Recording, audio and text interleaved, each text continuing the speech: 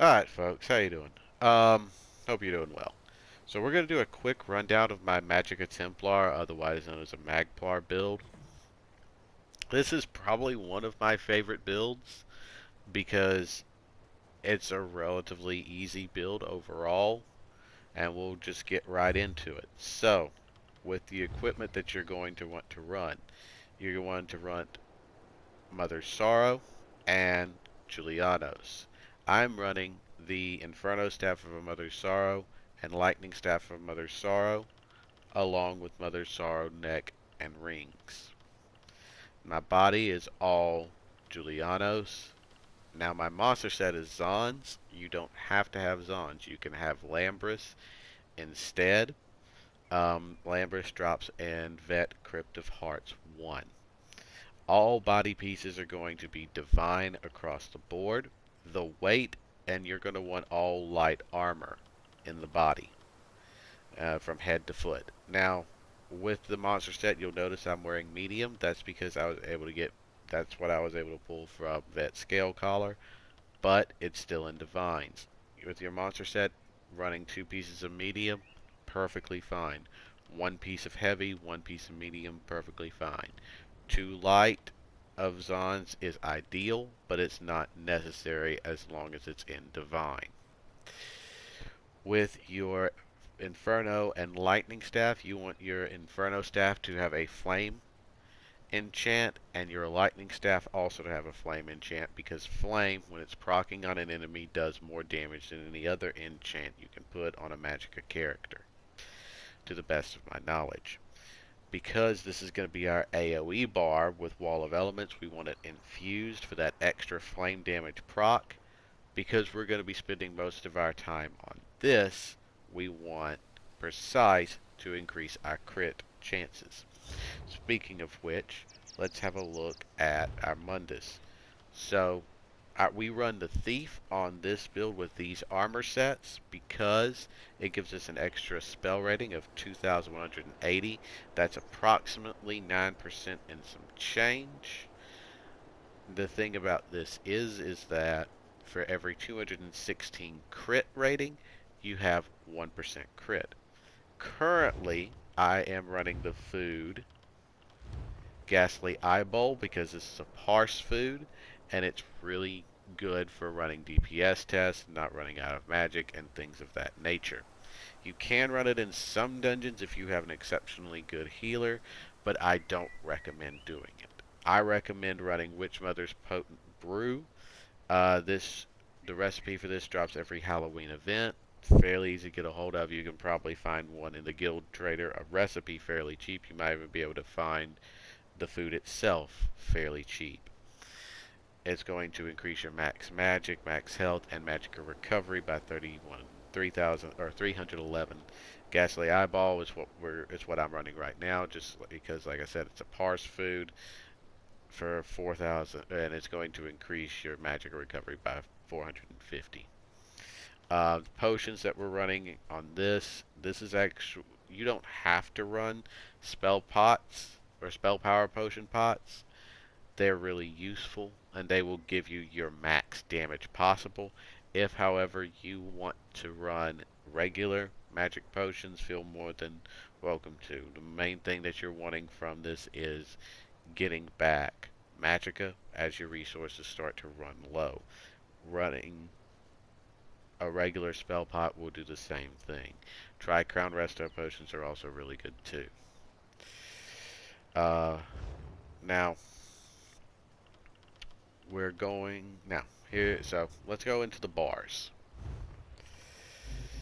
Like I said, this is your flame bar. You can tell this because you have unstable wall of fire. This is from the Destro Staff line, Wall of Elements. So you're going to have Wall of Elements, Blazing Spear, and Purifying Light. These are your first 3 abilities. Now, we have Radiant Aura because some of this build, you're going to want to increase your magic regen as much as possible without sacrificing too much damage. Radiant Aura is really nice because it gives you minor fortitude, minor endurance, and minor intellect, increasing all of your recoveries there by 15%. We are also running Inner Light. This is to increase our crit rating. Remember, 216 crit rating is equal to 1%. This is boosting our spell critical. Down there at the bottom, you'll see Major Prophecy. This is increasing our spell critical by 2,629, so by over 10%. And this is Eye of the Flame. This is the Deshar ulti, really good in dungeons and things of that nature, trials, when you need to burn a large area really quickly. It is not my personal favorite, but it is my second favorite. If we bar swap, you're going to see on this bar, which is the bar you're going to be spending most of your time on, is Crescent Sweep. This is what's known as a spammable ulti, because it only costs 73 ultimate to cast, and with that spell crit being at 67.2, which I will show you in a second, this will crit most of the time and will do at least 20k damage. Solar Barrage, this is another form of an AoE. This is an AoE, this is an AoE, and this is an AoE. There's the only 3 AoEs you're really going to need. And then you have what some people refer to as stabby stabs, or your spammable. Every Templars are amazing for having this, because this is one of the best, if not the best, spammable in the entire bloody game.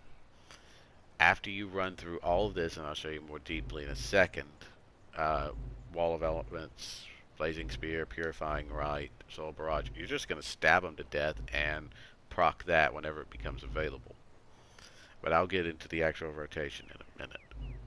You also have Radiant Aura. Again, this is because we're looking for that extra magic recovery. Now here you have an option. So for this, you can either run Healing Ritual, which is the Templar. This is the Templar Heal, which is really nice. 11,442. Remember, your spell crits, you're going to crit a lot of the time with that. Do not try to run a Magicka Templar as a healer. Bad idea. This is a DPS character. Templars make amazing healers, but this is for mainly if something happens and you need to have a heal, or you need to heal yourself or somebody else because the healer's dead. This is good, but remember, this is not always going to be slotted. I actually do not keep this slotted most of the time. I tend to run this Radiant Oppression. This is your execute when you have an enemy drop below 25% health. Stop hitting stabs, and instead of stabs, you're going to hit this. I'll show you how that'll work in a minute. The more magic you have in your magic pool, the more damage it's going to do. This is actually getting a buff, though, so it'll just be up to 500% more damage every time you proc it. And this will proc when you're executing at about 25%. It's going to be procking for 60, 70k easy. Again, you're going to have it in a light because you want spell crits. Spell crit all over the place, because crits are going to do more damage no matter how you slice it. They're always doing more damage. Now,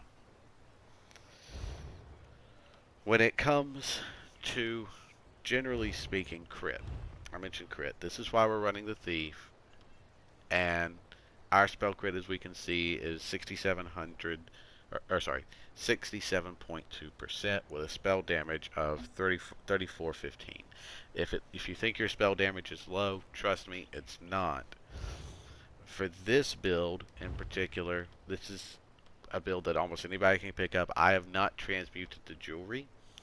You can run, instead of Arcane, you can run Bloodthirsty or Infused. That is personal preference.